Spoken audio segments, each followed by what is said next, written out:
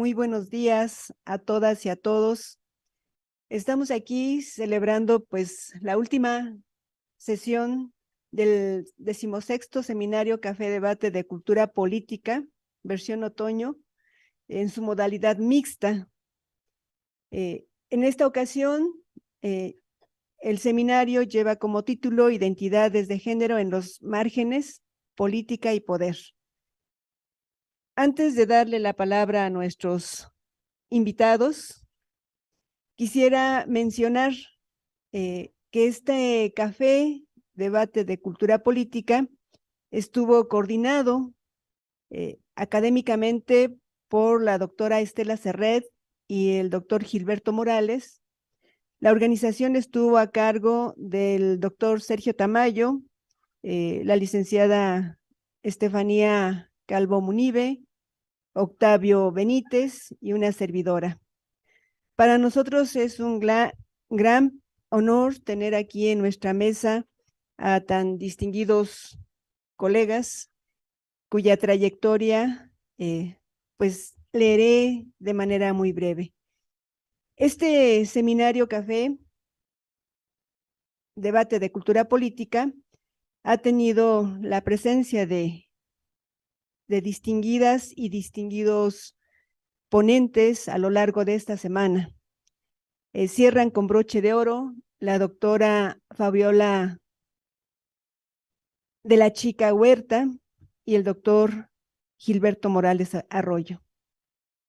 Quisiera presentarlos para después darles la palabra. La dinámica que vamos a llevar es la misma que hemos tenido a lo largo de esta semana. Darles un espacio de unos 20-25 minutos para sus ponencias. Después pasamos a la ronda de preguntas y respuestas por parte del público asistente y también de aquellos que nos escuchan y nos ven vía Facebook y vía YouTube. Me honra mucho presentar a la doctora Fabiola de la Chica Huerta. Ella es doctora en sociología por The New School for Social Research en Nueva York, maestra en sociología política por el Instituto Mora y licenciada en sociología por la UNAM. Es candidata a investigadora nacional del Sistema Nacional de Investigadores. Actualmente es investigadora postdoctoral en el Instituto de Investigaciones Jurídicas de la UNAM, donde desarrolla un proyecto que analiza las narrativas en disputa en torno a los feminicidios en contextos violentos. Sus líneas de investigación se encuentran en la inserción entre la sociología de la violencia, la sociología de los acontecimientos y la sociología cultural, aproximándose a distintos objetos de estudio desde los métodos cualitativos. Los temas centrales de su investigación son la configuración de acontecimientos violentos, sujetos, actores e identidades en contextos de violencia extendida y discursos y narrativas de las violencias. Coordina y participa en distintos seminarios temáticos sobre violencia, metodologías y teoría social contemporánea. Fuera de la academia, ha colaborado con distintas instituciones y organizaciones para la elaboración de informes, impartición de talleres sobre derechos humanos, desigualdades y violencia. El día de hoy, su conferencia se titula Mujeres asesinadas, la identidad de la víctima en disputa. Démosle una calurosa bienvenida a la doctora Fabiola.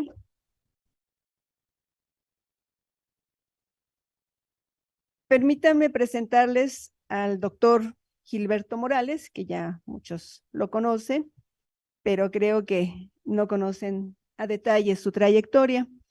Él es profesor adscrito a la Universidad Autónoma Metropolitana como parte del programa de jóvenes investigadores e investigadoras por México del CONACYT. Doctor en Sociología Política y Estudios de Género. Pertenece al eje curricular de Sociología Política y al área de Teoría y Análisis de la Política del Departamento de Sociología de esta unidad Azcapotzalco. Coordina el eje curricular de Sociología Política en el Departamento de Sociología. Laboró por más de un año en el Instituto de Investigaciones Sociales de la Universidad Autónoma de Baja California. Ha realizado intervención sociológica en prisiones y hospitales psiquiátricos. Ha participado como consultor para organismos internacionales como la Oficina de las Naciones Unidas contra la Droga y el Delito y dependencias públicas como la Fiscalía General de la República, antes Procuraduría General de la República. Es integrante de Congenia, Centro de Estudios de Género AC, y sus líneas de investigación son transgresión social y castigo penal, subjetividades e identidades de género, feminismo y perspectiva de género. Démosle una cordial bienvenida al doctor Silvas. Y me faltó agregar que su conferencia del día de hoy se titula Literatura penitenciaria escrita por mujeres, un desgarramiento del orden de género. Adelante, por favor, le daremos la palabra a la doctora Fabiola, por favor. Bueno, muchas gracias por la bienvenida. ¿Se escucha bien? No. Mm.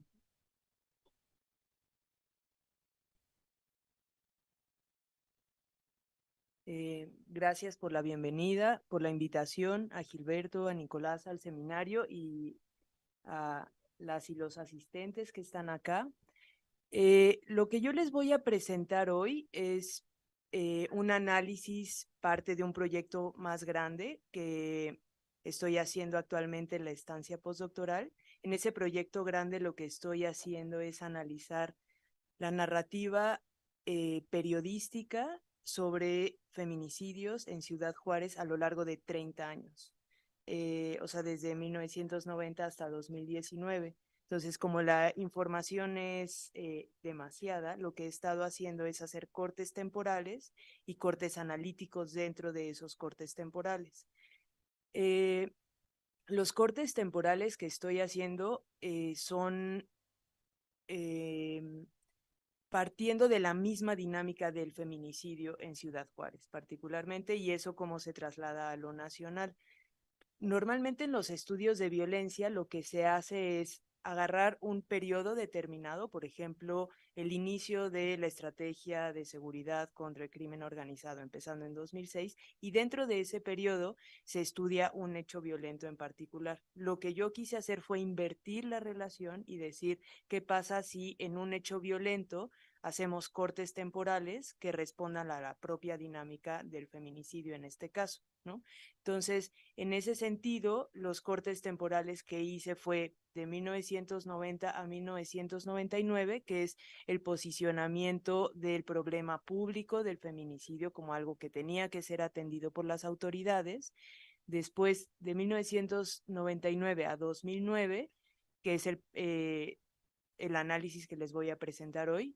1999 es cuando aparece por primera vez el término feminicidio en periódicos nacionales en mayo y locales en noviembre, y 2009 por la sentencia de la Corte Interamericana de Derechos Humanos por el caso de Campo Algodonero, ¿no? Y bueno, y el otro periodo es el momento de la representación y de la configuración de las organizaciones de víctimas y tal. Entonces, sobre el periodo que yo estoy analizando ahorita, que es 1999 a 2009, pasan muchas cosas que son fundamentales pues para el país, pero particularmente para el feminicidio. O sea, la primera vez que aparece la mención del término en un periódico nacional, en La Jornada, se habla del discurso del feminicidio, el uso del concepto como algo que podía explicar un fenómeno social, pero está muy en la arena de lo conceptual, ¿no? No necesariamente tratando de describir lo que estaba pasando en Ciudad Juárez en ese momento. Y pasan muchas otras cosas en ese periodo, o sea, son los hallazgos de que después es lo que se conoce como el campo algodonero, los hallazgos de Cristo Negro, o sea, distintas zonas de la ciudad que se posicionan como problemáticas, se empieza a hablar del feminicidio no como ese hecho aislado, parte de una lógica como criminal en donde se decía que había como ritos satánicos, ¿no? Que eran como hechos muy aislados, se empieza a ver que las mujeres no son como hechos aislados, las mujeres asesinadas no son hechos aislados, que los perpetradores no son personas que tienen problemas de salud mental, sino que muchas veces son parejas, exparejas, familiares, ¿no? Entonces, todo esto va pasando a lo largo del tiempo. Además, se hacen autoridades, bueno, fiscalías, comisiones especiales para atender estos problemas. Se aprueba la ley de acceso a una vida libre de violencia para las mujeres, donde se habla de feminicidios y en efecto empieza también la estrategia para combatir el crimen organizado de Calderón, que en realidad sí cambia la dinámica del feminicidio y sobre todo de lo que yo estoy analizando, la cobertura mediática, ¿no? O sea, es mucho más visible y entonces gana como reflectores. Entonces, ese periodo es importante por varias cosas, como ya les mencioné, y lo que a mí me interesa ver en este periodo es particularmente cómo se va cambiando la forma de hablar de las víctimas, ¿no? Que hoy en día es fundamental y ahorita podemos llegar a eso. Les voy a decir cuáles son los datos con los que trabajo. Yo recopilé periódicos de una hemeroteca digital que se llama INPRO, Información Procesada, que es especializada en Chihuahua y tiene periódicos digitalizados desde 1970. Entonces yo accedí a esta hemeroteca y yo utilicé dos palabras de búsqueda para obtener las notas periodísticas. Una de ellas fue feminicidios y la otra fue mujer asesinada, ¿no? Para este periodo de 1999 a 2009, el total de las notas son como 3.800, que es una bestialidad. Lo que es interesante es que de este total, el 2.743 notas son del término feminicidio. Y de estas 2.743 notas, solo 70 hablan de mujeres asesinadas, lo que quiere decir, como les mencionaba antes, que el término de feminicidio estaba discutiéndose por expertas, ¿no? En este caso, activistas de derechos humanos, estaba en un nivel como de discusión política, familiares de víctimas, pero no se utilizaba para hablar de los hechos de las mujeres asesinadas.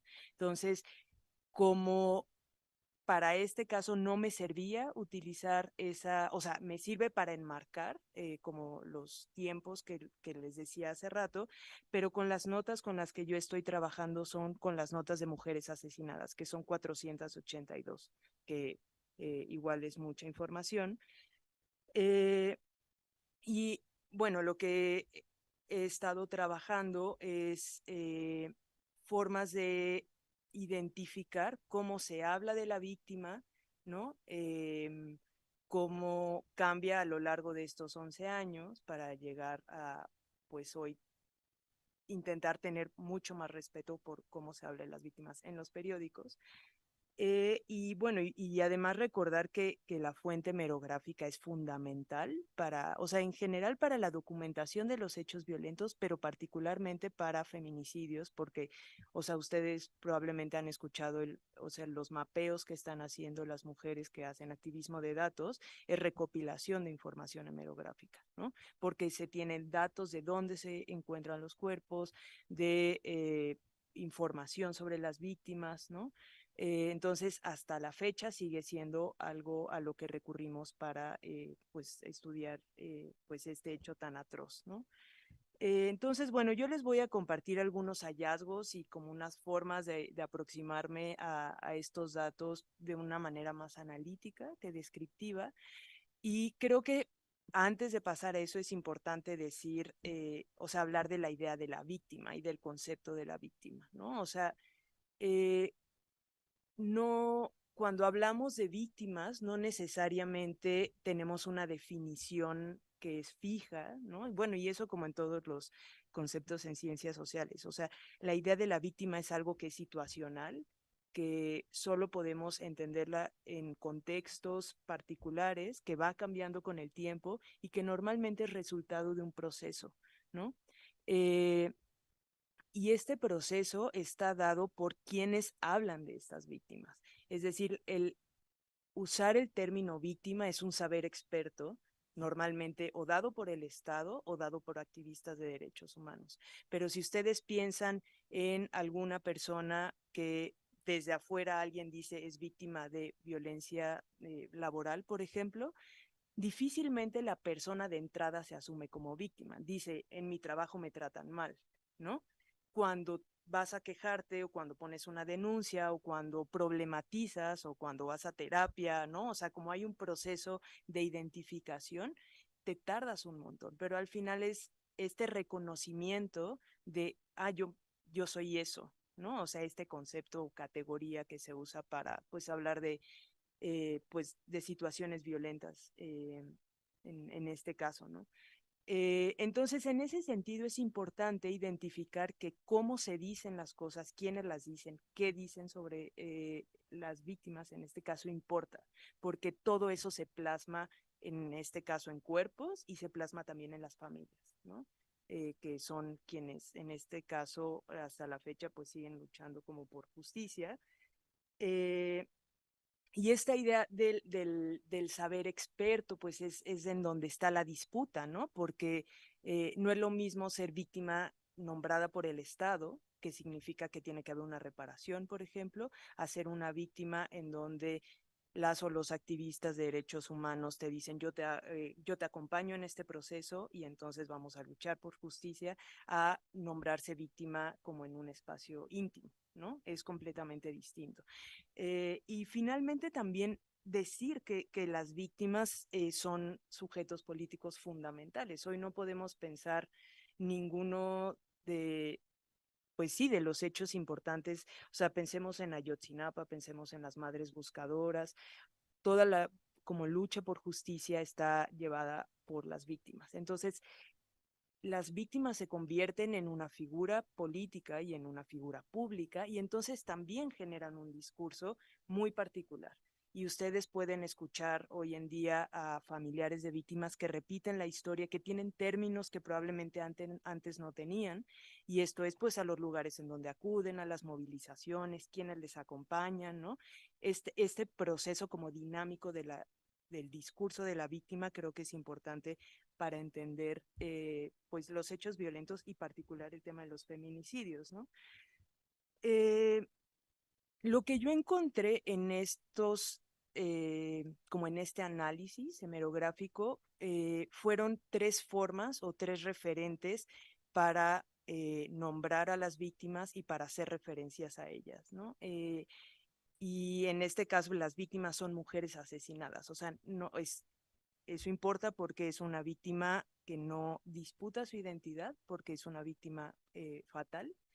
Y el, el depositar significados sobre esta figura, pues es importante y creo que pues merece ser analizado, pues sí, desde diversas perspectivas. Y creo que las tres formas, más que dar respuestas, arrojan más preguntas, ¿no? La primera forma que yo identifiqué siempre hablar de la víctima y su cuerpo, ¿no?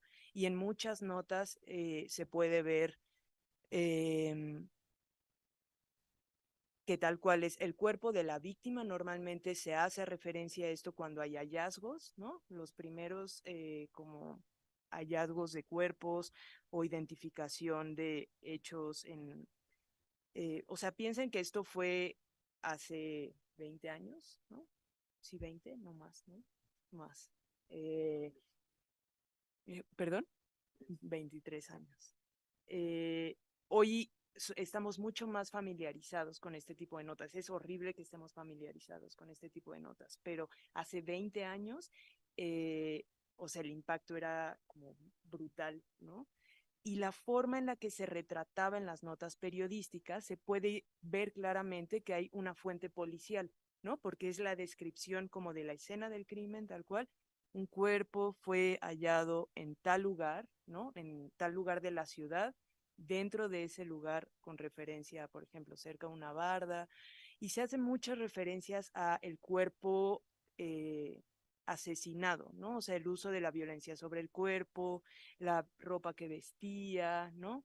Eh, Cosas como muy generales que pueden decirse por observación. eh, y después hay, cuando estos hallazgos pasan días y eh, queremos saber quiénes eran estas víctimas, lo que empieza a disputarse es la identidad de la víctima, ¿no? Todavía no tenemos la identidad de la víctima, se puede ver en varias notas. Y cuando dicen la identidad de la víctima, es interesante que a lo que se refieren es al nombre, a la edad, ¿no? Y a su relación con la sociedad de alguna manera, si trabajaba en algún lugar, si vivía en algún lugar, ¿no? Y si el caso escala o si el caso tiene seguimiento, muchas veces hay referencia a la mamá de esta mujer dijo que no se metía con nadie, ¿no? La identidad está dada por algo muy, muy como simple, ¿no? Y con el paso del tiempo se puede ver que, o sea, a finales de los 90 es esto y a finales de los 2000 hay un esfuerzo por decir qué eran estas víctimas en vida. Y eso es lo que vemos hoy en día en las coberturas de feminicidio. Más hablar de las víctimas, o sea, de las mujeres asesinadas por quienes fueron en vida y no solo por cómo hallaron los cuerpos, ¿no? Esta disputa creo que es importante. La otra forma que yo identifiqué para hablar y hacer referencia a las víctimas es la relación con el otro. Y el otro no necesariamente es el perpetrador, que muchas veces sí. Eh, a veces también en la relación con su papel en la familia, por ejemplo, si era madre, si era hermana, ¿no? Su lugar de trabajo, y siempre es este esfuerzo por decir no se metía con nadie, de alguna manera como la disputa por la inocencia, ¿no? Eh, y esto también es importante porque, como les decía, con el tiempo se empieza a complejizar la idea de la mujer asesinada fue víctima de una banda de, no sé, de hombres que hacían ritos satánicos y después esta mujer fue asesinada por su pareja o por su esposo o por tal, ¿no? Eh, y creo que esta relación con el otro empieza a decir, esto no es un problema aislado, este es un problema que es un problema social, ¿no? Que las mujeres asesinadas pueden ser cualquier víctima. También se empieza a quitar el estigma de son mujeres solo trabajadoras de maquila, mujeres empobrecidas. En efecto, sí hay como o sea, o sea, no se puede pensar como el feminicidio sin pensar en la interseccionalidad, pero no eran solo esas mujeres, ¿no? O sea, la cobertura de alguna manera sí muestra un abanico como más amplio. Y la tercera forma de hablar de las víctimas, que creo que es la que me va a llevar a poner algunas preguntas para pasarle la palabra a mi compañero, es hablar de la víctima y su responsabilidad, ¿no? Este esfuerzo porque las familias o sus compañeras de trabajo dijeran, ella no andaba en nada, es todo el tiempo decir, esta mujer asesinada era inocente, como si eso tuviera que probarse. Pero lo que es constante, y lo vemos hasta ayer probablemente, y hoy si revisamos el periódico, es este esfuerzo por decir no, pero sí, o sea, sí andaba en algo. O sea, estaba borracha, la encontraron en un hotel, probablemente era trabajadora sexual, eh, en donde encontraron el cuerpo, porque también se empieza a ver que los cuerpos no eran solamente encontrados en el desierto, como al inicio se pensaba, los cuerpos se han encontrado en casas, en hoteles, en bares, en calles de la ciudad, ¿no? Esta desmitificación de allá pasa, quién sabe quiénes son, pues de pronto eran personas como mucho más cercanas a la población. Y esta como estigmatización de estas mujeres, o sea, en el cuarto del hotel donde la encontraron había cocaína, ya. Y además no hay referencia a quién estaba con ella, ¿no?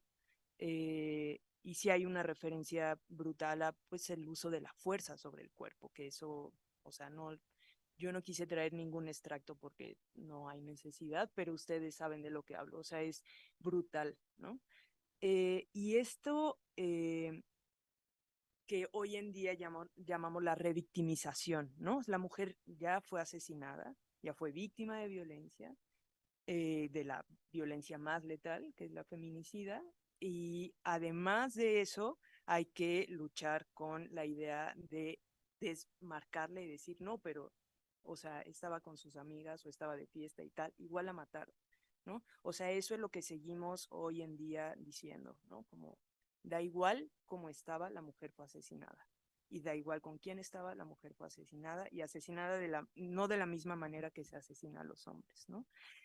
Eh, bueno, ya para cerrar, como les decía, yo creo que estas, eh,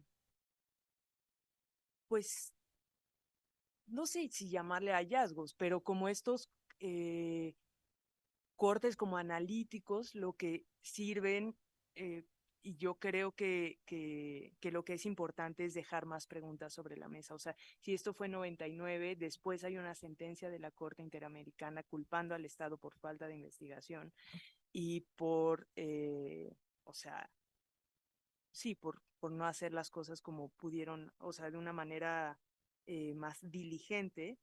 eh, Eso es lo que hacen las autoridades, pero el periodismo, que son también quienes construyen cómo hablamos de las víctimas, siguen contribuyendo a esto. Entonces, creo que es importante que pensemos no solo a, sí, a los expertos en la materia de las víctimas, al Estado y a los activistas, sino también pensar en el trabajo periodístico que se hace, ¿no? Y estos esfuerzos que hacen muchas mujeres, o sea, la corregidora, todos estos esfuerzos en medios por decir, esta información que estás dando en el titular no es necesario y ya hay leyes y eso no importa porque se sigue cubriendo de la misma manera. Entonces, creo que es importante pues dejar sobre la mesa eso, en qué hemos avanzado y qué sigue pendiente, ¿no?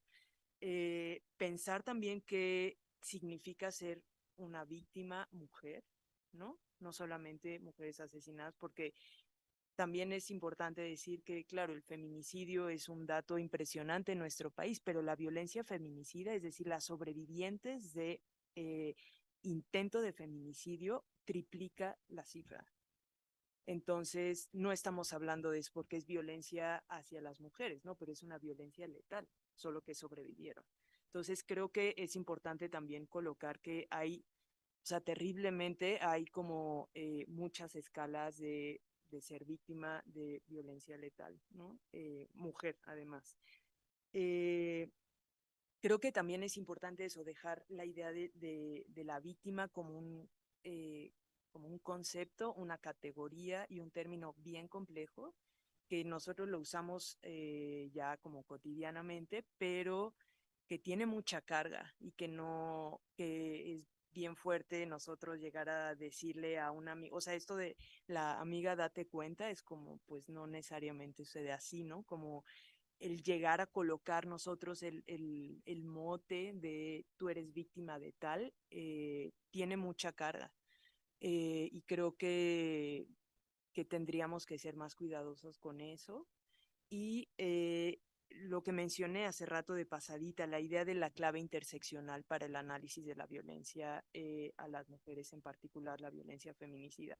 Por supuesto que importa la clase, la raza y bueno, y el género, o sea, también los transfeminicidios son un tema que hay que problematizar. Creo que, o sea, no es mi materia, pues, pero creo que también hay que pensar qué es lo que pasa cuando es por razón de género o por identidad de género, ¿no? Y esta idea de que solo se mata a las mujeres empobrecidas, sabemos que es falso. Todas estamos en riesgo, no en el mismo riesgo, ¿no?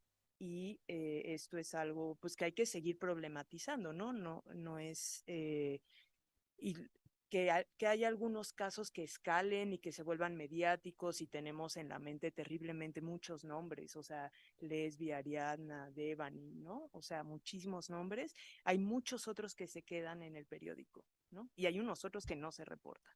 Entonces, pensar que por cada uno que sabemos hay muchos otros que se esconden ahí en, pues sí, en ciertas características que hacen que no cobren como relevancia, ¿no? Entonces, bueno, esas son las cosas que yo quería compartir con ustedes y le voy a hacer la palabra.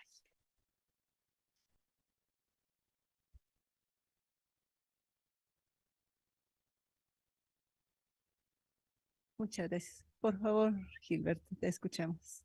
Gracias. Hola, hola, buen día. A todas y todos, todes. Pues me da mucho gusto estar acá. La verdad es que les agradezco a toda la comunidad estudiantil y académica por pues, aguantar una jornada de este seminario, pues muy larga, 5 días, pero una jornada de la cual, al menos hablo desde mi experiencia, he aprendido muchísimo. Me impresiona la capacidad de articulación y excelentes ideas que han tenido todas las personas que aquí han participado y por eso quiero agradecerles a cada una de ellas, a Lu, Sisha, a Alberto Carvajal, a Pilar Velázquez, a Jessica Méndez, a Paola Thompson, a Rebeca Garza, a Daniela Hinojosa, por supuesto a Fabiola, a Estela Serret, que pues han compartido ideas interesantes y hemos debatido temas que son relevantes para la sociología política, ¿no? Tramposamente ya estoy tomándome mi tiempo justo para agradecer, digo tramposamente porque no traigo muchas cosas preparadas. Entonces, pues prefiero llevarme el tiempo en los agradecimientos. Por supuesto a Fanny, que pues todo el tiempo estuvo en esta organización logística y sin la cual esto no hubiera podido ser posible, a Octavio, que nos hizo el favor de hacer el cartel y que todas estas cosas fueran posibles también de la modalidad mixta. Por supuesto, a la persona que ahorita nos está apoyando atrás de esa cámara negra, que no sé si nos está viendo y escuchando, con lo del audio, con lo de las luces, etcétera, etcétera. Y bueno, pues por supuesto a Nico y a nuestra jefa de área y a nuestro jefe moral que no está acá, Sergio Tamayo, por la organización de pues ya tantos años de este clásico y padrísimo seminario, como diría el clásico Sergio Tamayo, y pues que también sí su apoyo para la sala, etcétera, etcétera, pues el seminario, quién sabe hasta cuándo hubiera podido ser posible, ¿no? Y también, por supuesto, a todas las personas que nos apoyaron, colegas del eje, a Alejandro, a Esperanza, al mismo Sergio, para moderar las mesas, coordinar las mesas, moderarlas. Bueno, pues si se me va alguien, pues ya ni modo, yo pensé que me iba a tardar como 10 minutos en esto. No, bueno, por supuesto también a ustedes, la comunidad estudiantil, por eso, ¿no? Aguantar. Y bueno, pues a Estela, mi colega, mi maestra mentora, porque pues hemos planeado este seminario desde que nos reunimos en las juntas de coordinación de eje y se nos asignó que teníamos que organizar un seminario y de repente dijimos, ¿y qué vamos a hacer? Pues bueno, finalmente se lleva a cabo esto. Y pues nada, quiero compartirles, no sé muy bien qué les voy a compartir ahorita, espero que sea algo que les sea interesante. Voy a traer algunos fragmentos de literatura escrita por mujeres en situación de cárcel, escuchando, por ejemplo, ayer a Paola, escuchando ayer a Estela y ahorita a Fabiola, de repente decía, ¿cómo hago para justamente no traer este tipo de imágenes que son, que rayan en lo grotesco, que rayan en lo violento? Y no hay en ninguna otra forma más que traerlas pues a la lectura, ¿no? Porque eso es lo que está en el texto, eso es lo que se escribe y en una que otra ocasión voy a decir algunas palabras altisonantes y pues ni modo, perdonen mi francés o perdonen el francés de las mujeres que escriben en prisión. Y digamos que esta idea de este texto, de esta ponencia que pretende convertirse en algún momento en un texto, surge justo por preguntarme metodológicamente cuál es el estatus de la literatura penitenciaria para la sociología política y los estudios de género. Entonces, digamos, por ahí va, ¿no? Les voy a leer un poema de Águila del Mar que se llama Estoy pariendo por manadas. Soy una mosca que se aparea a la vista de todos, se aparea con Dios y con el demonio. Dios representa lo bueno, la sangre que corre viva, el demonio representa lo que no deseo dejar. De Dios estoy pariendo el espíritu y la fuerza del demonio. Y del demonio los secretos que me gustan escondidos para mí. Estoy pariendo por manadas, las piezas que construyen una historia. Necesito lo bueno y lo malo todos los días para poder escribir mi propia existencia. En las sociedades contemporáneas de distintas latitudes existe la tendencia de dar un uso muy particular a espacios que en otrora constituían las demarcaciones del mismísimo infierno.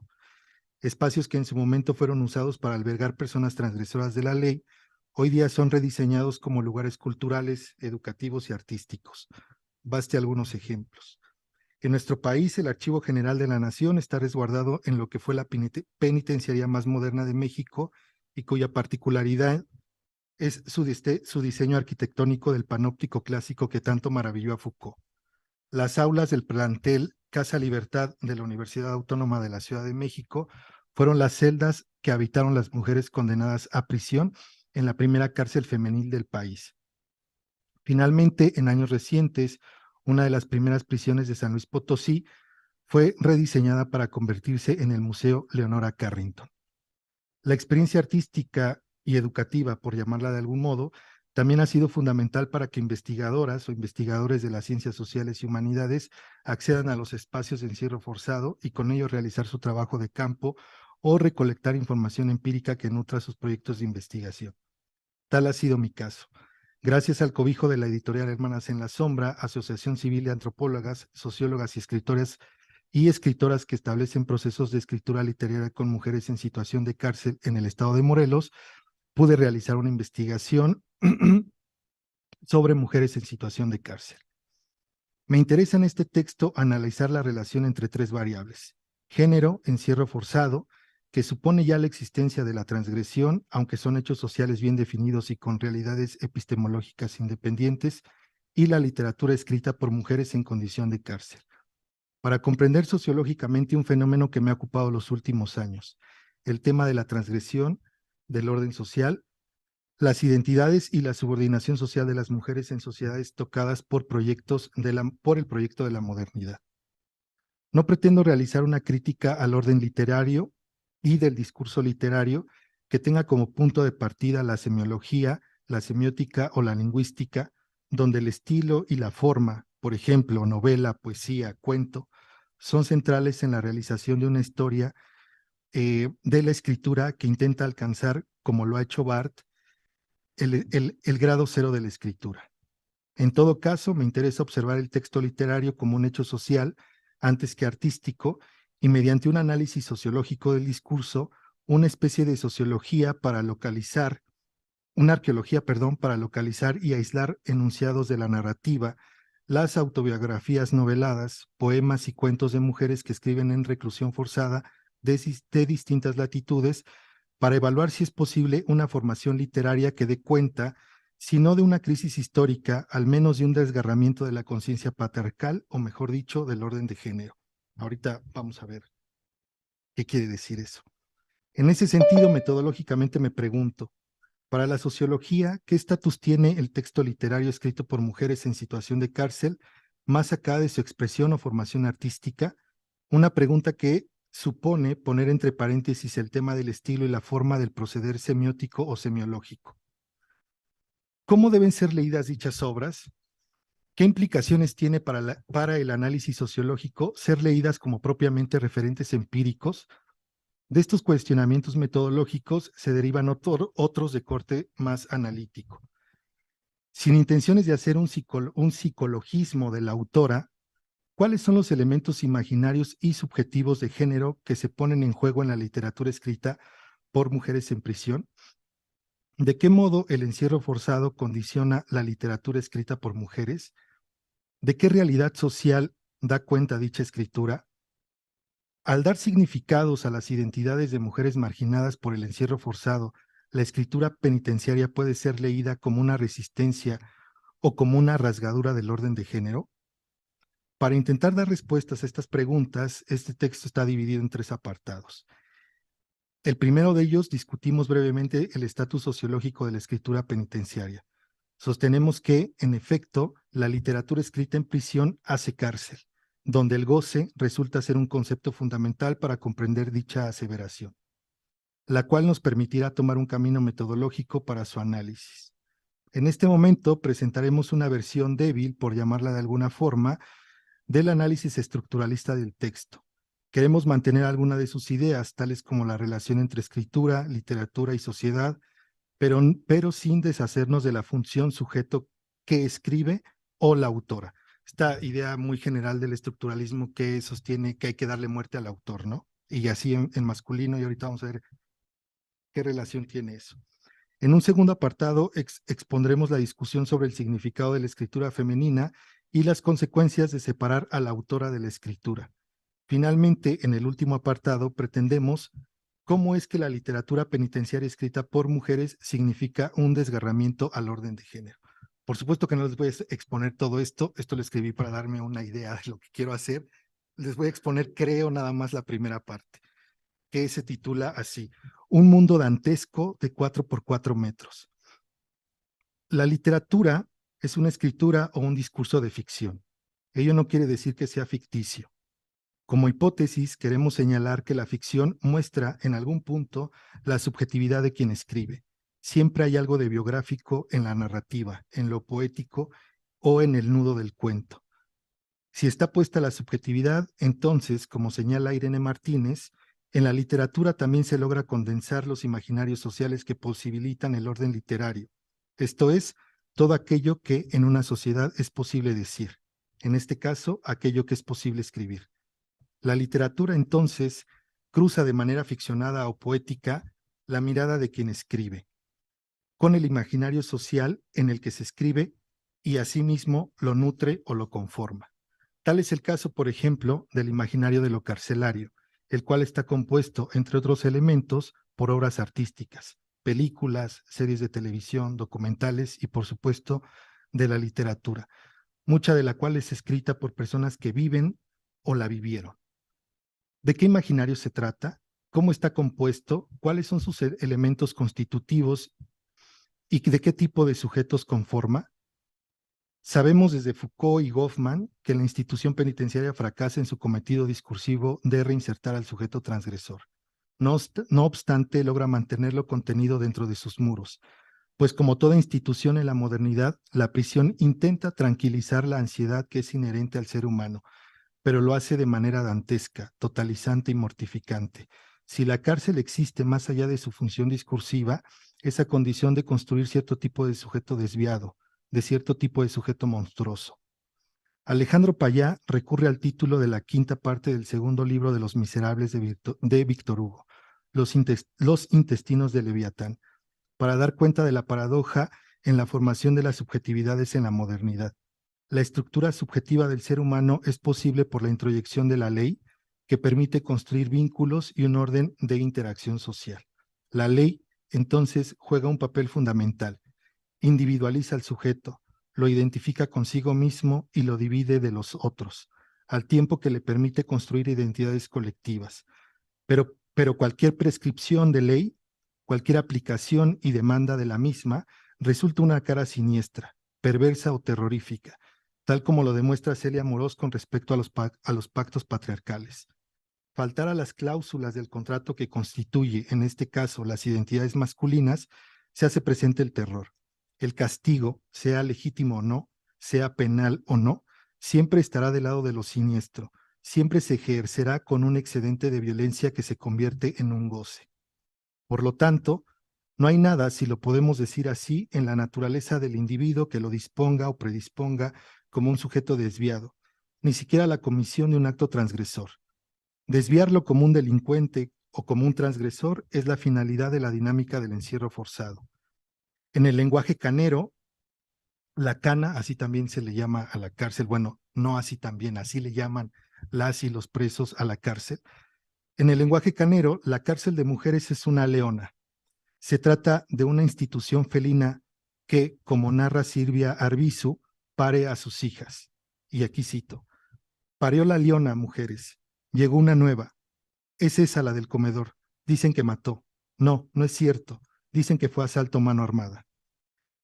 Acabó ahí la cita.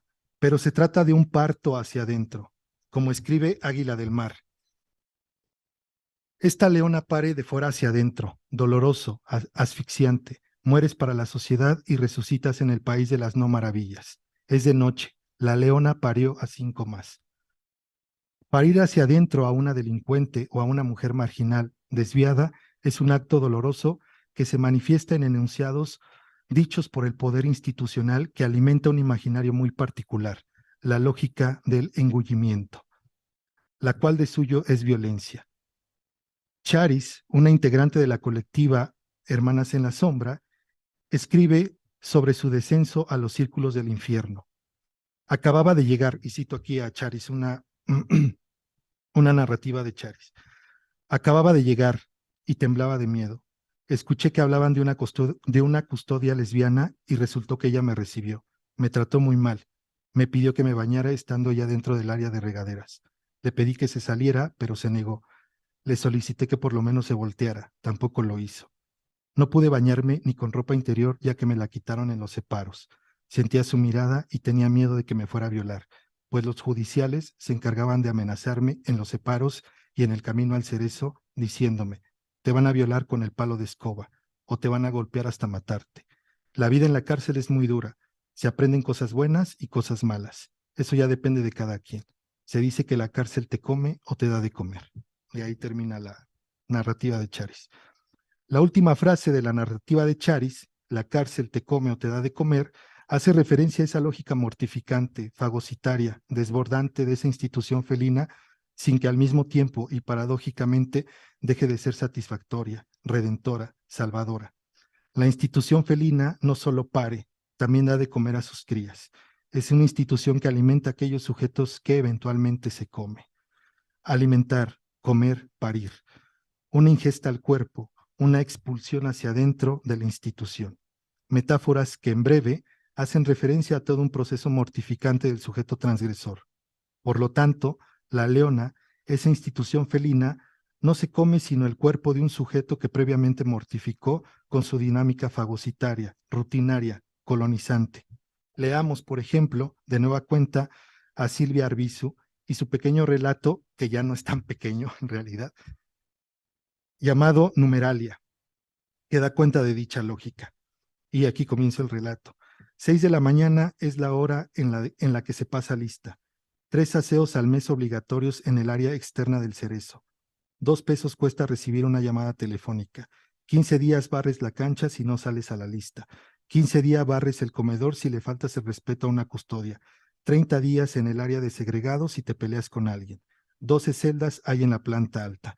A las 6 se reparte el desayuno, a las 11 la comida y a las 4 la cena. 4 teléfonos públicos en el área del comedor. 2 heladoras cubren el área. Un día a la semana atiende el dentista. 1 a la quincena el ortopedista. 2 meses permanece en castigo a quien se le sorprende con droga o celular. 11:45 AM es la hora en que se retira la visita familiar. 8 años es la condena a quien comete homicidio. 2 pesos cuesta un cigarro suelto. 8 meses dura el proceso de quien confiese culpable de homicidio y que por falta de elementos se le declare absuelto. 6 diferentes grupos religiosos imparten la palabra de Dios al interior del área femenil. 6 computadoras capturan la recepción de visitas cada fin de semana. 8 lavaderos y un boiler abastecen aproximadamente a 140 mujeres. 10 regaderas, 5 en cada planta. 6 camas en cada celda. Se permite un refrigerador y un cooler en cada celda. 15 pesos cuesta bailar cuando se organiza un baile. 6 y 12 horas es lo que dura las visitas conyugales. 15 minutos dura la visita de corto tiempo. 3 meses dura el curso de guitarra. 1 mes el programa de desintoxicación. 3 meses es el costo, no, 3 pesos es el costo de la cuota para la recolección de basura. 10 pesos cuesta la talacha.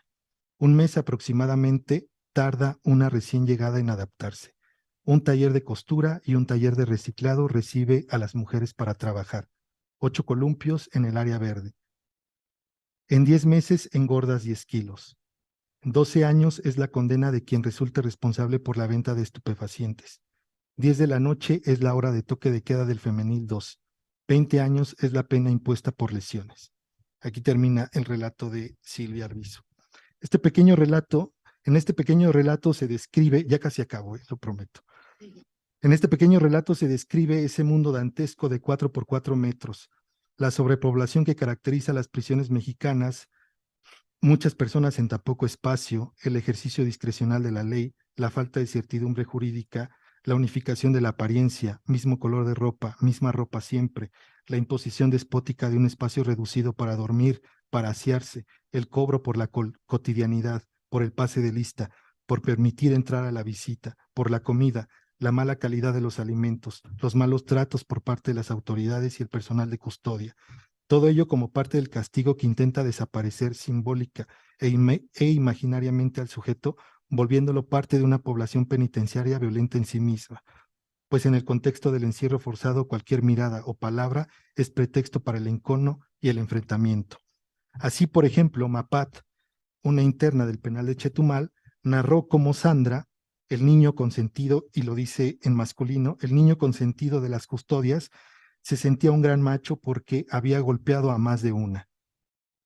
Y aquí cito a otra interna. Y luego, mejor ni les cuento, dice Lolita, interna del penal de Sonora, cuando le puse la plancha caliente en la cara a una morra de aquí. Está más curado porque me quiso ver la cara de pendeja. ¿Y cómo creen que me voy a dejar? Aquí, entre más se agacha uno, más se lo pican. La neta, mijita. Y ahí terminó ese otro relato.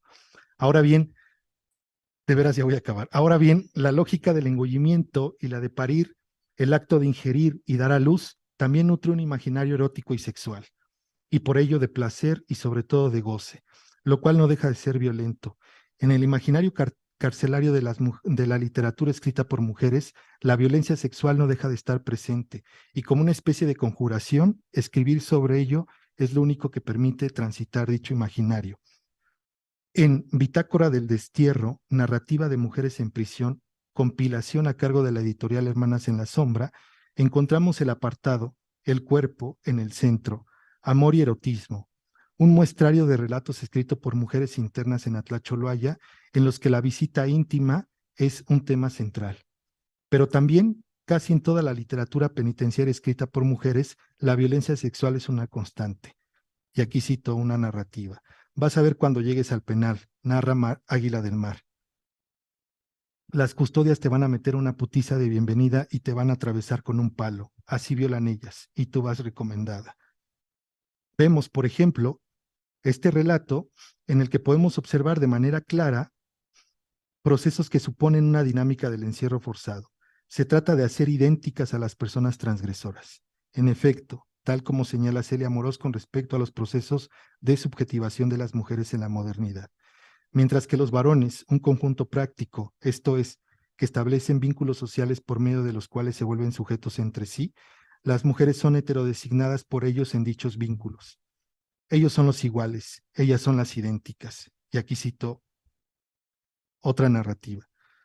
Fui violada a los 2 días de llegar al penal, en Cumpas, un pueblo de la Sierra de Sonora, después de estrellarme con una de las paredes firmadas por las anteriores inquilinas del lugar. Empezaron por cuestionarme sobre mi condición femenina. Al comandante le parecía chistoso que hubieran turnado a alguien como yo a un área femenil y me dijo, aquí no aceptamos jotos y menos asesinos. Intentando mantener la calma, le contesté que no soy joto, que hace ya más de 10 años que me operé y merezco que me consideren como toda una mujer. Así, ¿Con que quieres que se te trate como una pinche mujer, maricón? Te voy a enseñar cómo trato yo a las mujeres. Compa, agárramelo machín. Y no se apure, también para usted va a ver. Se trata, pues, de una feminización del sujeto a través de la violencia sexual. Justo lo que ayer nos exponía Estela Serret. En este punto conviene preguntar, entonces, ¿de qué escriben las mujeres en situación de cárcel? Entre los diversos temas, la violencia sexual no deja de estar presente. Resulta muy interesante que en la literatura penitenciaria escrita por varones no encontramos la cadena significante alimentar, comer, parir. Quizá por ello se anulan los elementos eróticos y sobre todo de violencia sexual de su narrativa y por lo tanto del goce. Esto no quiere decir que en la prisión de varones no se encuentren los elementos eróticos y sexuales de placer y de goce. Quiere decir que en el imaginario carcelario varonil esos elementos se esconden o se mutilan.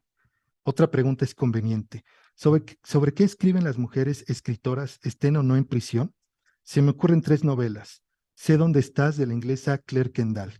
Recuerdos del futuro, de la norteamericana Siri Husband. Y Brujas, de la mexicana Brenda Lozano, para que vean cómo de distintas latitudes hay una regularidad empírica, más no una generalización. Estas 3 novelas narran la violencia sexual, los intentos de feminicidio y el transfeminicidio que viven las mujeres desde la perspectiva de las mujeres. La literatura penitenciaria femenil, aquí sí como una generalización, tiene un plus, la transgresión al tabú del incesto. Esto es, la violencia sexual que sufren las mujeres por parte de la figura paterna. Con lo anterior no estoy diciendo que los varones no escriban sobre lo sexual, el placer o el goce. Sin embargo, lo hacen desde otro lugar. Piensen, por ejemplo, en las obras canónicas del llamado realismo mágico. Sí se llama así, ¿verdad? Sí.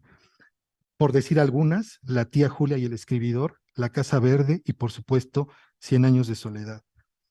Para Roland Barthes, el texto provoca un placer al ser leído, porque se escribe en el placer. Desde el psicoanálisis, esto le permite sostener que todo relato es una puesta en escena del padre con mayúscula, y pone entre paréntesis ausente, oculto, hipostasiado. Por supuesto, cuando el semiólogo francés piensa en el escritor, escribe sobre un varón.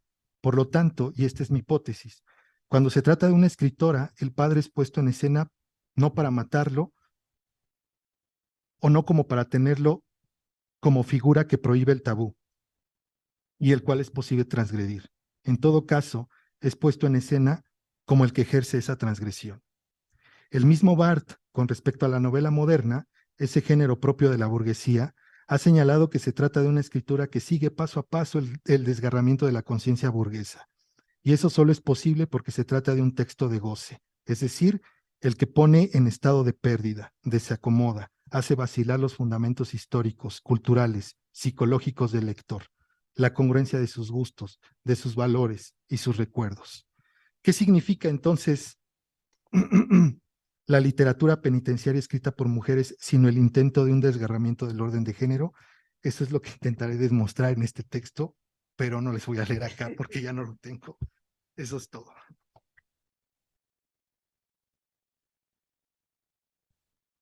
Gracias.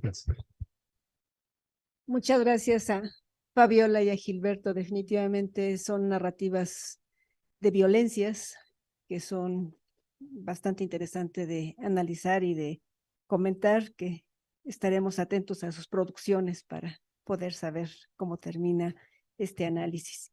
Bien, tenemos preguntas tanto de quienes están viendo de forma virtual como de manera presencial. Quisiéramos dar una primera ronda de preguntas aquí en el auditorio. Si alguien quiere participar. Amir, por favor. Gracias. Para la primera ponente, esta parte, bueno, mencionó usted sobre que no hay una cuestión de enfermedad psicológica necesariamente. Si podríamos hablar de una patología social, obviamente por elementos tales como el capitalismo, la sociedad militarizada y la delincuencia organizada para esta extrema violencia, si ya raya en una patología social, sería la primera. La segunda es sobre el asunto de que se mencionó que en un primer momento la palabra feminicidio no se refería a mujeres asesinadas.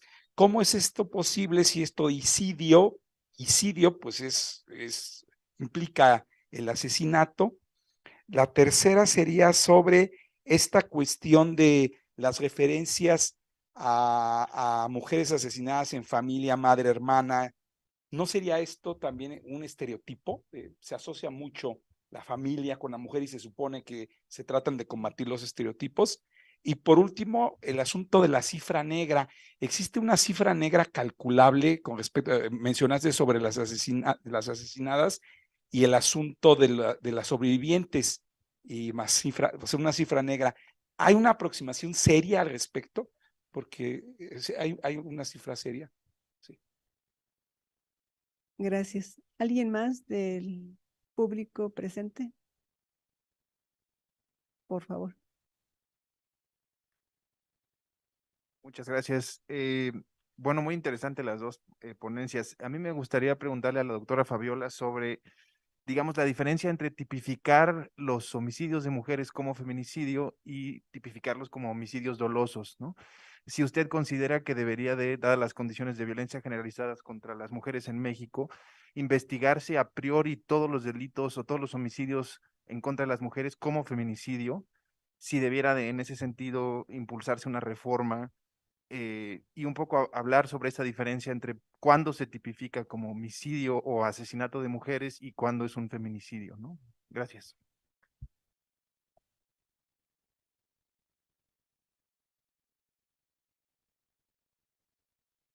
Gracias, buenos días. Yo tengo una pregunta igual para la doctora Fabiola. Si, por ejemplo, un referente empírico podría ser el caso de la ley Ingrid, ¿no? Sobre violencia y las imágenes gráficas que se hicieron, y de qué manera existen regulaciones para evitar que se sigan promoviendo este tipo de imágenes, ¿no? Que claramente, pues, imperan a la violencia. Y una para el doctor Gilberto. Sería referente al sistema de cárceles. Si existe alguna manera o garantía que se les dé de diferencia, por ejemplo, entre cárceles de mujeres y cárceles de hombres o centros penitenciarios, que respalden los derechos humanos de ellas a través de todas las narrativas de violencia que nos comentaba hace un momento. Muchas gracias. Gracias. ¿Les parece si tomo dos notas, preguntas, comentarios de aquí de manera virtual y después tomamos otras 5 preguntas? Muy bien. Muchas gracias. Sí, aquí un comentario y pregunta de Marisol Salvador. Dice, agradezco el esfuerzo que han realizado todas, todos, todes para hacer posible el Café Debate de Cultura Política en su versión híbrida. Muchas felicidades a los ponentes que nos han compartido sus avances y hallazgos de tan sesudas investigaciones. La pregunta es para la doctora Fabiola. ¿Cómo impacta la estrategia del discurso oficial plasmado en los medios de comunicación que ha revisado? ¿Cómo impacta? Es que está muy pequeño esto, perdón. La estrategia de discurso oficial plasmado en los medios de comunicación que ha revisado en el imaginario social y en el movimiento feminista. Y después tenemos preguntas de Carlos Gómez, pregunta tanto a la doctora Fabiola como al doctor Gilberto. A la doctora Fabiola dice, la ley Ingrid puede ser un precedente sobre la materialización de evitar la difusión de imágenes en donde se revictimice a las mujeres. Y para el doctor Gilberto dice, ¿cuál es la situación más compleja que se le presentó al reportar las narrativas penitenciarias en mujeres durante su investigación?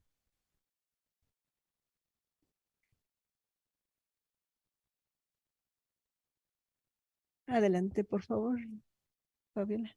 Bueno, voy a empezar de atrás para adelante. Sobre la ley Ingrid, sin duda es un precedente.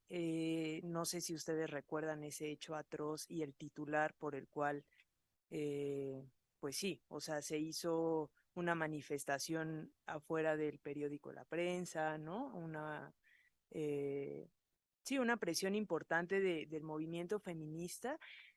Lo que es interesante de la ley Ingrid, por supuesto que las leyes existen, el problema es que igual no se aplican siempre. O sea, la ley Ingrid a quien sanciona o tendría que sancionar es a los medios. Y no sé si ustedes recuerdan hace como menos de un mes, como con el caso de Ariadna, la portada de La Jornada es brutal, brutal. O sea, y es La Jornada y, ¿no?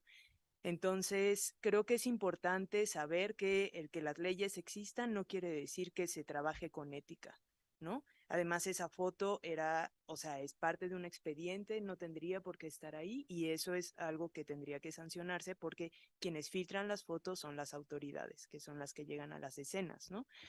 Y también es importante decir que a la ley Ingrid, para muchas personas y en otras regiones que no son la Ciudad de México, porque es importante decir que la situación de violencia fuera de la ciudad es mucho más brutal que en la Ciudad de México. Eh, Muchas de las personas, particularmente madres buscadoras, estaban en contra de la ley Ingrid porque esto lo que, o sea, la difusión de las imágenes para personas que están buscando a familiares desaparecidos es fundamental.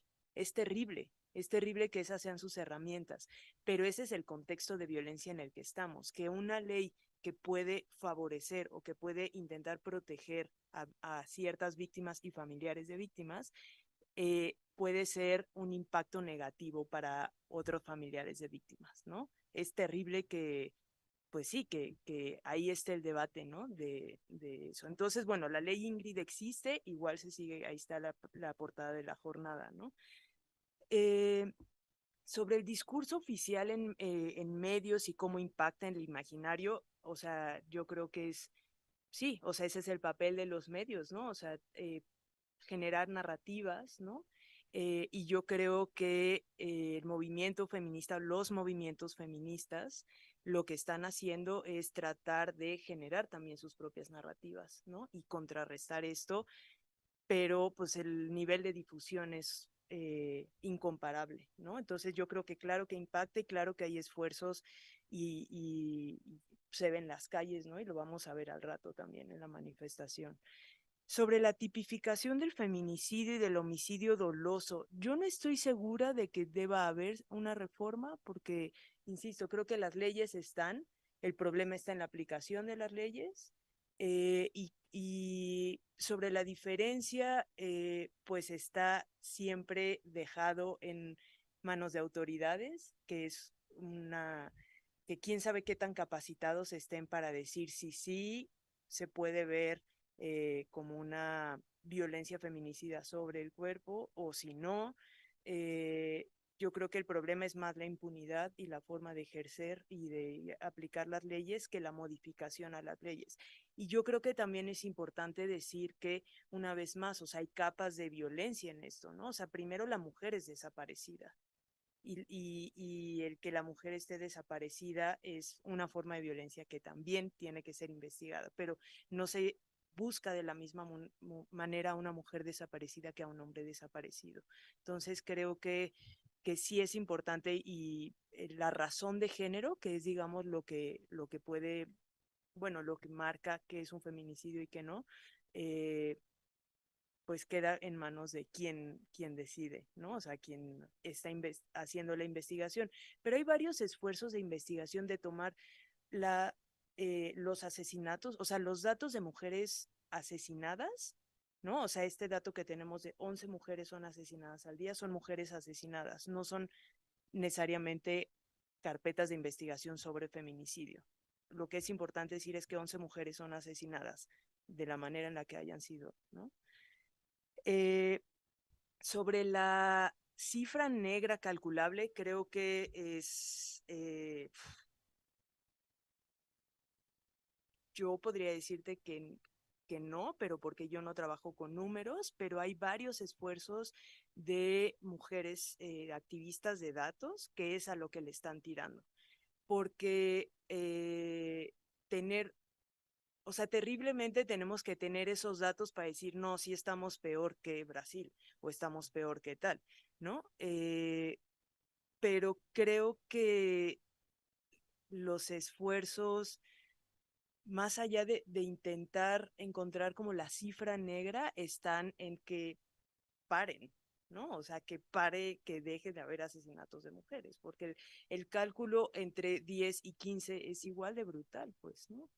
Entonces la verdad es que yo no podría decirte una cifra, pero sé que hay, o sea, yo conozco colegas, compañeras, activistas que están trabajando para intentar dar datos, ¿no? Y además hay muchos datos que no necesariamente es cuántas mujeres son asesinadas, sino sobrevivientes, pero también es quién va a denunciar que es sobreviviente, ¿no? Porque pues el feminicida probablemente está suelto. Entonces, denunciar y reconocerse como víctima o sobreviviente de violencia feminicida, pues es un riesgo para ellas, ¿no? Entonces, bueno, creo que hay esfuerzos, pero sí, yo no podría darte como una cifra sobre la ausencia de enfermedad mental. Esto lo puse en el contexto en el que al inicio se decía, no es que, y se ven las notas periodísticas, no es que probablemente el asesino, y eran así estas frases, ¿no? Padecía de sus facultades mentales, o es que tenía problemas de ira. O sea, queda claro, ¿no? Queda claro que hay un problema de ira. Yo no sé si eso sea como una justificación para asesinar a una mujer. Creo que lo que es importante es el paso de no es algo que hace ese hombre en particular, sino algo que hacen los hombres en ciudades en donde pueden hacerlo, ¿no? Entonces, yo no hablaría de patología porque eso significa que hay una cura también y es de alguna manera como, o sea, como una cura médica. Yo no creo que funcione así, yo creo que hay condiciones sociales para que esto se prolifere y que haya una impunidad terrible y que si lo hace uno y saben que no le pasa nada, probablemente lo pueden hacer. Y sobre todo, pues es el poder y eh, sí, como el poder que tiene un hombre sobre una mujer. O sea, ahorita escuchando los relatos de Gilberto del miedo de una mujer violando a otra mujer, por supuesto que es miedo, pero yo no sé si ella temió por su vida. Probablemente sí, pero creo que hay dinámicas distintas de poder sobre el cuerpo de las otras personas, ¿no? Lo del feminicidio que no hablaba o sea, las notas que yo encontré de feminicidios que no hablaban de mujeres asesinadas, por supuesto que hablan de mujeres asesinadas, pero hablan, o sea, es el posicionamiento del término como algo que podemos usar y que después pasa a la ley y que hoy en día cuando vemos a una mujer asesinada en el periódico decimos es víctima de feminicidio. No es que no hablaran específicamente, o sea, yo lo que quise decir es que no relatan el asesinato de una mujer, sino que hablan del problema en abstracto.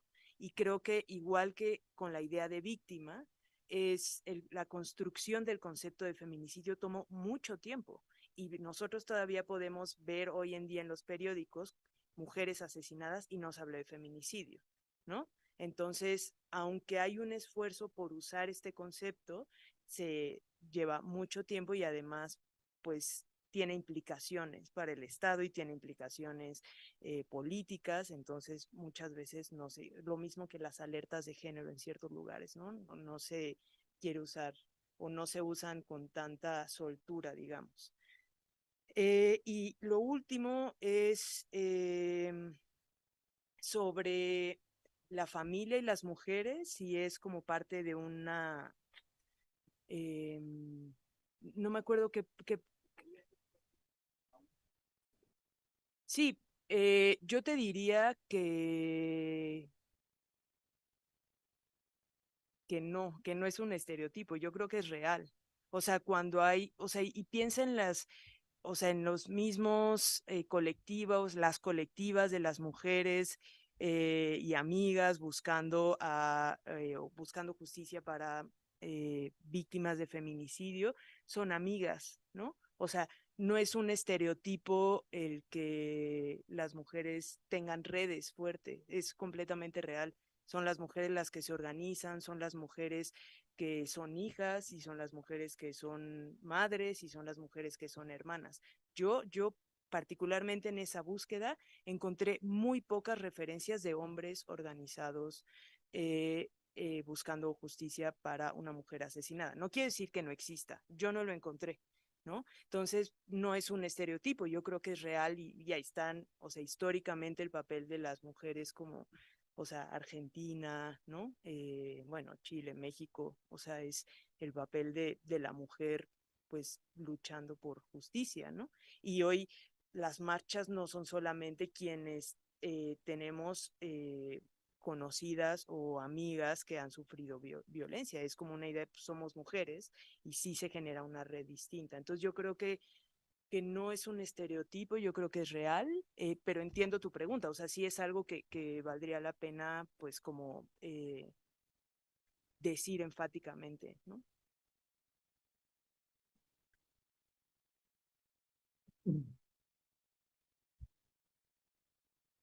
Bueno, pues quizá lo que diga ahorita responda a las dos preguntas que se me hicieron.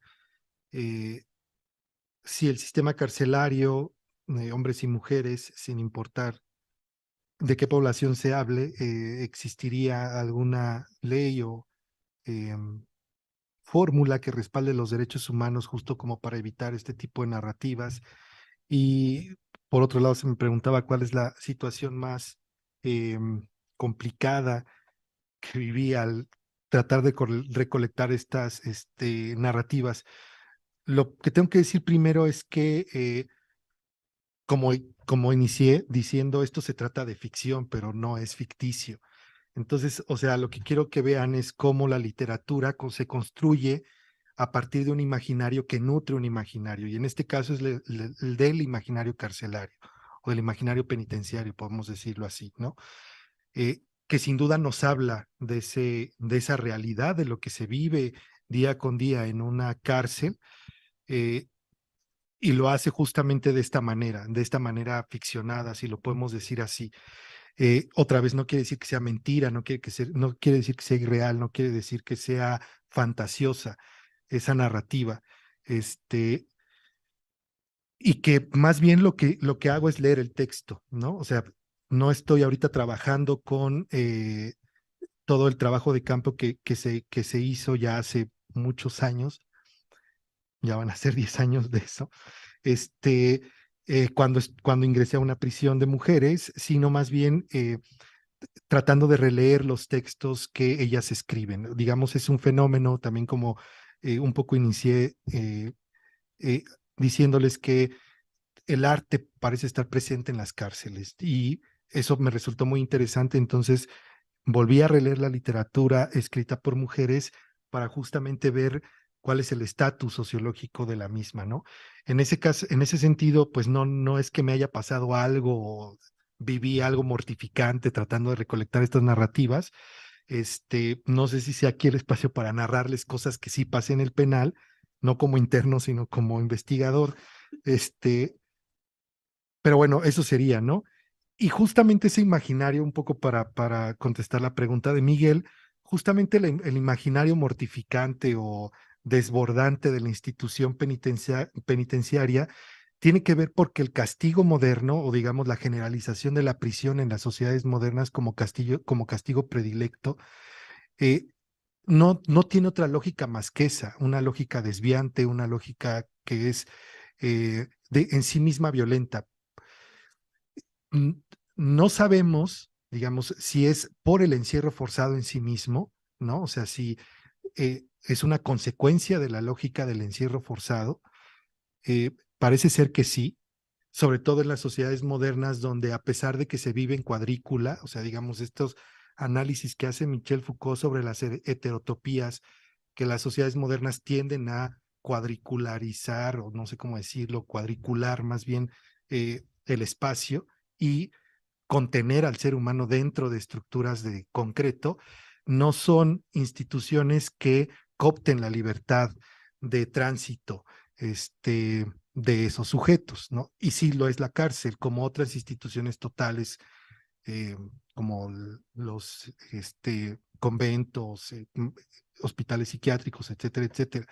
Entonces, parece ser que su lógica es esa, que no importa la existencia, otra vez, ¿no? De la existencia de las leyes que traten de resguardar la seguridad y los derechos humanos de las personas que están en prisión. De hecho, la ley de ejecución penal que dicen las personas que saben de eso es una ley muy moderna, muy progresista, es de las mejores leyes penales que existen no solo en América Latina, sino en el mundo, que incluso ya borra muchísimas palabras estigmatizantes que tenían las leyes anteriores, como imbécil, como débil mental, como interno, ya se habla de persona privada de su libertad, etcétera, etcétera. O sea, ya hay todo incluso un saneamiento en el lenguaje, en las leyes, y está presente la palabra derechos humanos como un principio regulador del castigo.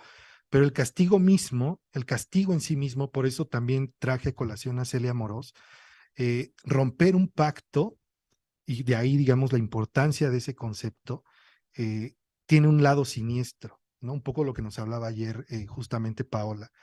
Y ese lado siniestro no puede sino ser terrorífico, terrorífico. Entonces, no sé si haya una salida para eso, para que el castigo sea menos mortificante y más dignificante, con cierta dignidad a los derechos humanos o a la dignidad de las personas, pero tengo que decir que, que las sociedades modernas son poco imaginativas para castigar, ¿no? O sea, no hemos inventado otra forma de castigar más que esa. Ojo, no estoy diciendo que regresemos al patíbulo y al horror de la pena individualista, no, no, no, o sea, estoy diciendo que al quitar ese tipo de penas, la privación de la libertad es lo único que se nos ha ocurrido, ¿no? Entonces, eso tendría que decir. No sé si...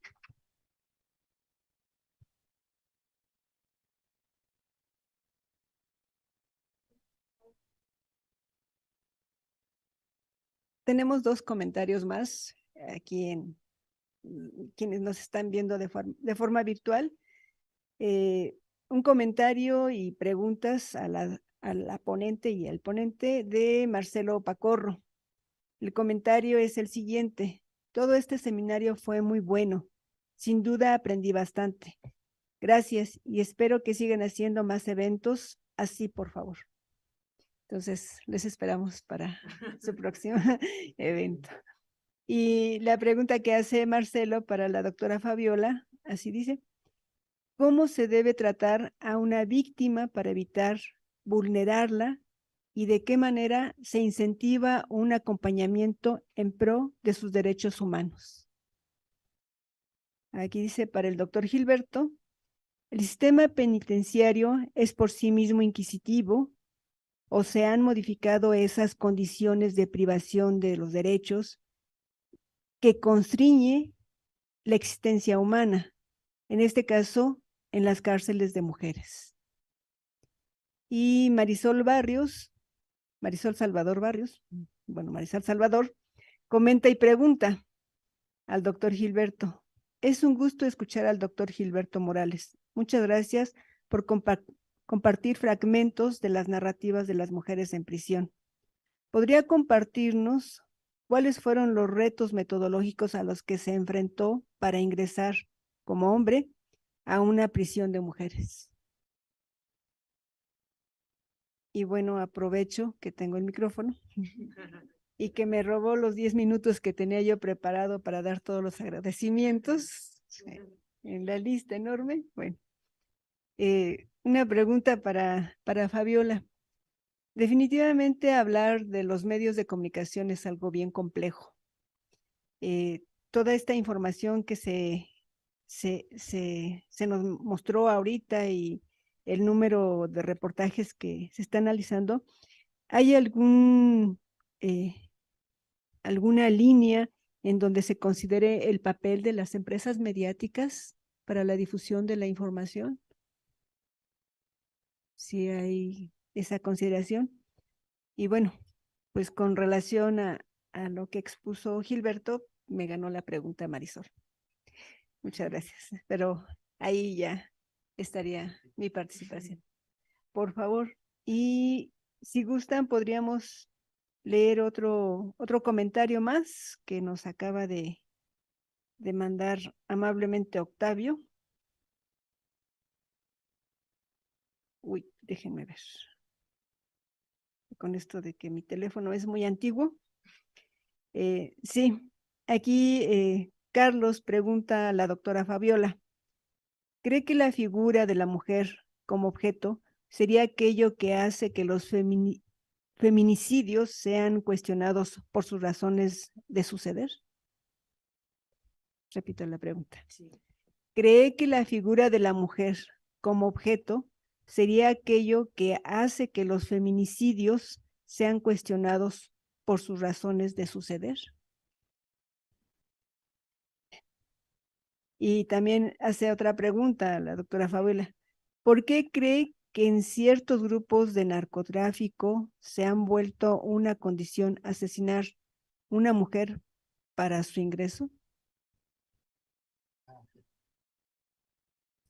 Sí, Ya, ya. exacto. No para su ingreso, ¿no?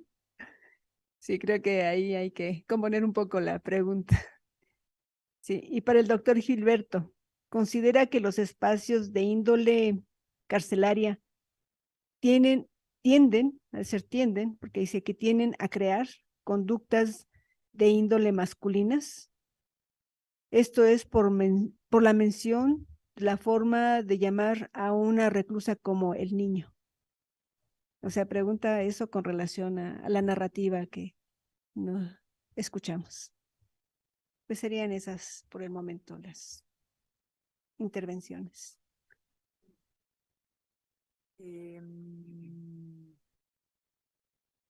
Lo de asesinar a una mujer para entrar a grupos del crimen organizado, la verdad es que no tengo información, o sea, no me atrevería a dar como una respuesta con información en la mano, pero yo creo que tiene la misma lógica del poder sobre el cuerpo de una mujer, ¿no? O sea, el asesinar a quien sea y en este caso a una mujer para que un hombre pueda ingresar al crimen organizado, me parece una práctica que responde a la misma lógica de por qué están asesinando mujeres, ¿no? Porque pueden y porque ejercen poder sobre ellas y sobre su vida, ¿no? Pero la verdad es que no, creo que es bien complejo hablar de crimen organizado y feminicidios. O sea, creo que es un campo específico porque sí ha habido cambios importantes, se puede identificar el uso de más armas, se puede identificar el uso el cambio de espacios en donde las mujeres son asesinadas, pero creo que además es información contextual, ¿no? O sea, habría que ver en qué estados y sí, eso creo que es un campo pues sí, específico. La figura de la mujer como objeto, yo creo o sea, voy a inventar una pregunta porque no entendí muy bien, entonces voy a responder esa de la figura de la mujer como objeto. Creo que es primero pensar a la mujer como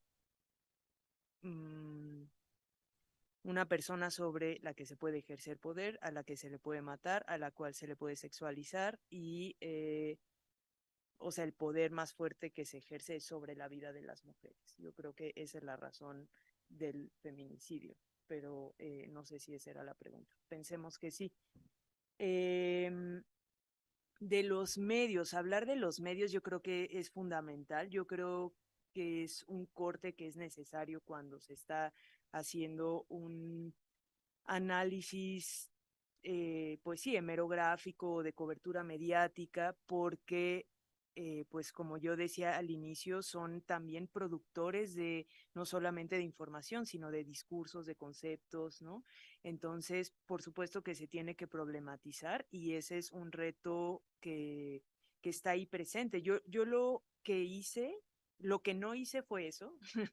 O sea, no hablo como del mundo, del universo de los medios de comunicación. Yo tomé como el bloque de notas de periódicos locales, que por supuesto que al interior tienen muchas divisiones y tienen líneas editoriales, pero eso me hubiera llevado, o sea, probablemente es un siguiente proyecto, pero creo que de entrada lo que yo quería tener era como la imagen completa de lo que se estaba reportando, ¿no? y ahí ya se puede ver el uso de pues cierto tipo de narrativa sobre las mujeres o sobre las autoridades sobre todo, ¿no? O sea, cómo se habla del Estado. Y creo que una cosa que también es importante decir es que eh, en muchas notas, sobre todo de los primeros años, hay bloques de información que pasan de un periódico a otro, que esa es la fuente policial, ¿no? O sea, ¿qué fue lo que reportaron? La mujer fue hallada en tal lugar, con tales características, la encontró tal persona, lo reportan tal. Es como información muy descriptiva que es igual en todos los medios, ¿no? Lo que viene después, que es el seguimiento, sí tiene cambios y ahí sí se puede ver, pues sí, cómo se habla del proceso de investigación, etcétera, ¿no? Pero creo que sí, o sea, no, los medios no es un actor, ¿no? O sea, los medios son pues un actor ultra complejo que tiene divisiones y que por supuesto es importante decirlo. Yo no lo hice, pero ahí hay un campo de eh, promisorio. Hijo, ¿cómo se debe tratar a la víctima para no vulnerarla? Yo creo que hay muchos esfuerzos actualmente en el trabajo, no solo periodístico, que eso yo no, o sea, sí hay mucho periodismo de investigación hecho por mujeres que son mucho más cuidadosas, pero tienen poca difusión, sus alcances no son grandes, no tienen como suficientes recursos.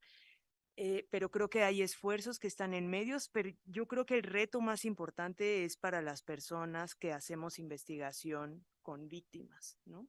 Porque sí, de pronto se volvieron como a las personas a las que hay que preguntarles todo. Y en este caso no hablamos con las víctimas de feminicidio porque son mujeres asesinadas, pero hablar con las mujeres familiares, por ejemplo, es también llevarlas a un lugar de dolor y un lugar de testimonio que para muchas personas no está procesado. Entonces yo creo que la ética de la investigación en temas de violencia es fundamental, ¿no? Y sí, hay muchas formas para hacer esto. Yo, por ejemplo, bueno, en este caso estoy trabajando con notas, por lo tanto no hablo con familiares de víctimas, pero en mi investigación doctoral hice un análisis de caso de una masacre en Ciudad Juárez, que no sé si la recuerdan, que se llama Villas de Salvarcar. Si no la recuerdan, no me digan porque me voy a sentir vieja.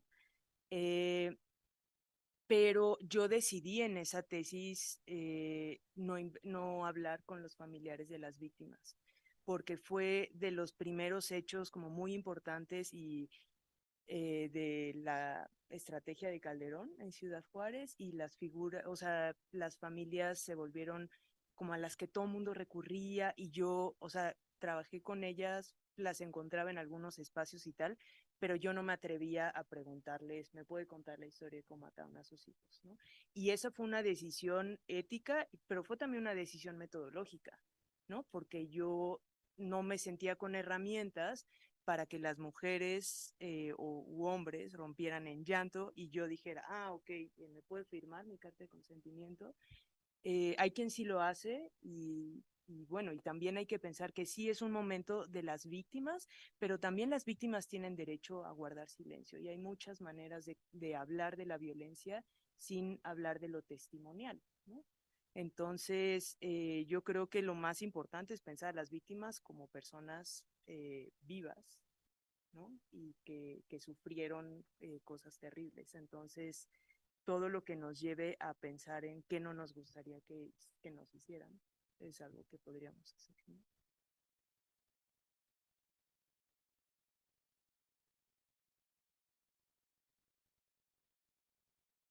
Bueno, pues igual creo que la primera pregunta que se me plantea es si habría otra forma para transformar este sistema penal que es inquisitorio a uno que, como la ley, la nueva, ya ni tan nueva, creo que está planteada desde el 2008, pero que a partir del 2008 se dieron más o menos como 10 años para que todo el sistema penal se homologara. Cuando hablamos de sistema penal y de impartición de justicia, va desde cómo se investiga y cómo se realizan los juicios, etcétera, que no sé si sepan, pero se supone que ya son juicios orales, ¿no? Ya no dejaron de ser justamente juicios por papel, o sea, por expediente.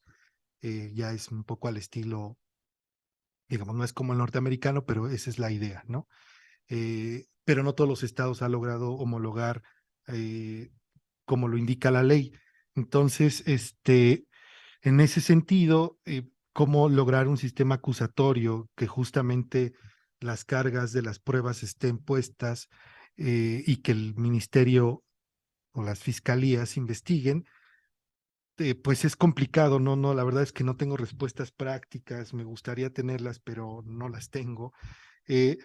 Lo que sí sé es que cuando dicen la existencia humana y volverla un poco más digna, me parece muy complicado porque otra vez ningún castigo, como les decía en lo que les comuniqué, sea penal o no, sea legítimo o no,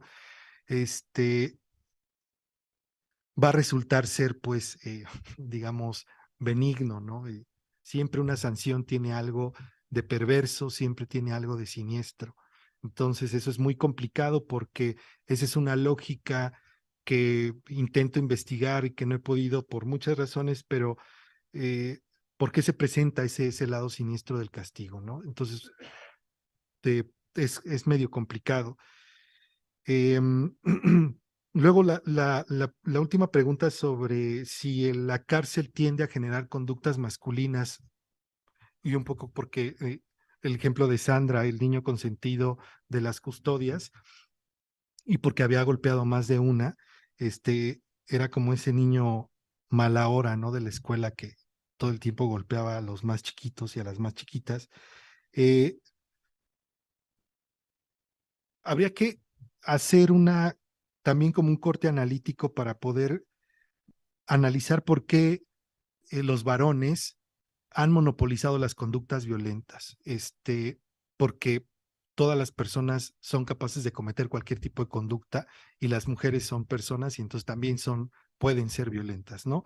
Lo que quiero decir con eso es que al menos en estos pactos patriarcales de corte burgués, modernos, etcétera, las identidades masculinas hegemónicas rechazan la violencia, o sea, como una forma de establecer vínculos con los varones, entre ellos, ¿no? La rechazan porque implementan otro tipo de estructuras para justamente generar sus vínculos. El derecho es quizá el más visible, ¿no? Para poder dirimir, para poder solucionar los problemas, justamente está el discurso jurídico. No obstante, por una serie de razones que tendríamos que investigar, se asocia al imaginario de la masculinidad con la violencia. Y habría que ver por qué, ¿no? Habría que ver por qué la violencia está monopolizada por cierto tipo de identidades que se dicen masculinas. Porque otra vez la relación, si entendemos al género como la relación entre lo femenino y lo masculino y vemos cómo se da esa relación, cómo simbólicamente se establece esa relación, la violencia, o digamos el grado cero, lo que se puede llamar como el grado cero de la transgresión, no corre con un significado masculino o femenino, pero está ahí, ¿no? Entonces, habría que ver cómo socialmente y en contextos muy particulares se convierten en este tipo de conductas que pensamos deben cometer los hombres o que son propias de los hombres. Y en ese sentido, lo que hace la cárcel, yo puedo decir, es género. ¿Qué quiero decir con eso? Que ahí, dentro de esa dinámica de encierro forzado, lo que vemos es una dinámica de género donde se está poniendo todo el tiempo a jugar esta lógica simbólica de lo masculino y lo femenino, y la violencia, por supuesto, está presente, y que no es la única forma, por ejemplo, de feminizar a sujetos en la prisión, ¿no? Habrá otras de otro tipo. Entonces, pues sí, digamos que en un principio, digamos como en una primera de bote pronto, como se dice, podemos pensar que la cárcel hace este tipo de conductas, que respondan a este tipo de fórmulas con violencia, etcétera, ¿no? Y los retos metodológicos para ingresar a una prisión de mujeres, otra vez, aquí lo que juega es el imaginario. La verdad es que como reto metodológico para ingresar, como se está planteada la pregunta, porque otra sería cuáles son los retos metodológicos dentro de la prisión, ¿no? Pues el reto metodológico fue más bien no irme por vías institucionales, que es como la más peligrosa, la más débil, la más endeble, porque siempre tienen que ocurrir ciertas cosas administrativas para poder ingresar a este tipo de instituciones, que son instituciones cerradas, ¿no? Sobre todo a partir de la estrategia de seguridad de Felipe Calderón, que todo lo que entra de fuera a los penales siempre se está pensando que lo que ingresa es droga, que eso es cierto, pero todo el tiempo, quiero decir, la visita, los grupos religiosos, los grupos de alcohólicos anónimos, de alcohólicas anónimas, etcétera, etcétera. Hay incluso las personas que investigan, ¿no? Entonces, a partir de esa estrategia se cerraron más las posibilidades de investigar y pues el arte fue quien me abrió las puertas a la prisión, digamos, ¿no? O sea, pude ingresar gracias a una colectiva que escribe con mujeres dentro de prisión y que de esa forma me pude colar. Digamos, el reto metodológico pues fue ese. Ya los retos metodológicos dentro de una prisión, recuerdo que la primera llamada que tuve con Elena de Hoyos, la directora, no sé si ahorita lo sigue haciendo, pero en ese entonces de la editorial, me dijo, oye, sí queremos que te integres a nuestro equipo, pero me preocupa un poco porque eres hombre y no sé cómo se vayan a poner las chicas al interior del penal.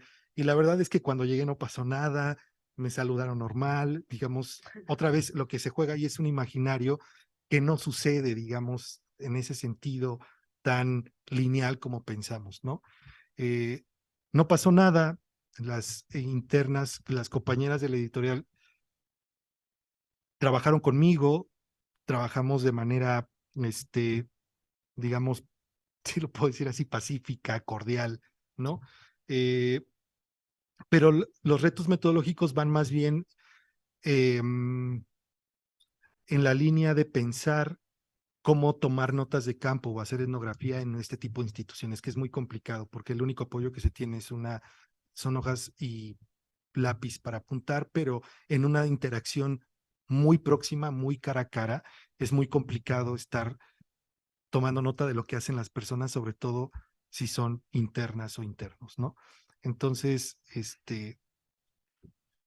si quieren saber esas técnicas, vayan a mi curso de metodología de la maestría y ahí hablamos de ese tipo de cosas. Pero bueno, creo que hasta ahí lo dejaría por este momento.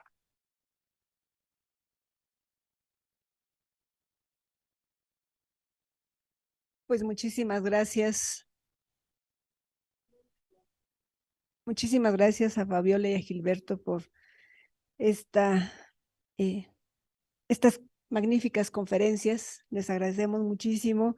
Desde luego, esperamos verlos en alguna otra ocasión, en algún otro seminario, café de debate o en algún otro espacio académico aquí en la UAM Azcapotzalco. Y bueno, Gilberto es de aquí de la UAM, entonces seguramente estará convocado de manera más frecuente.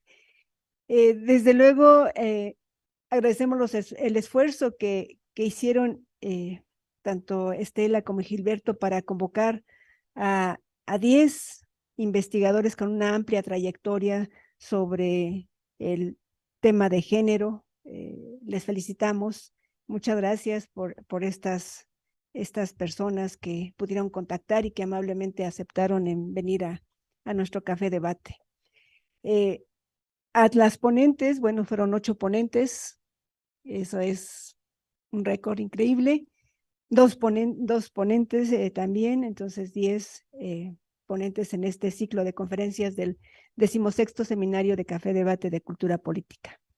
No me queda más que agradecerles a los coordinadores académicos, a Fabiola por estar aquí, a las ponentes que nos acompañaron en toda esta semana, y desde luego un agradecimiento al ingeniero Saúl Figueroa, que fue quien nos apoyó enormemente en esta transmisión remota. Muchas gracias, ingeniero, jefe de la sección de servicios, al ingeniero René Santiago Mijangos, jefe de la sección de servicios audiovisuales, y desde luego a nuestros queridos ayudantes, Estefanía y Octavio, por este gran apoyo.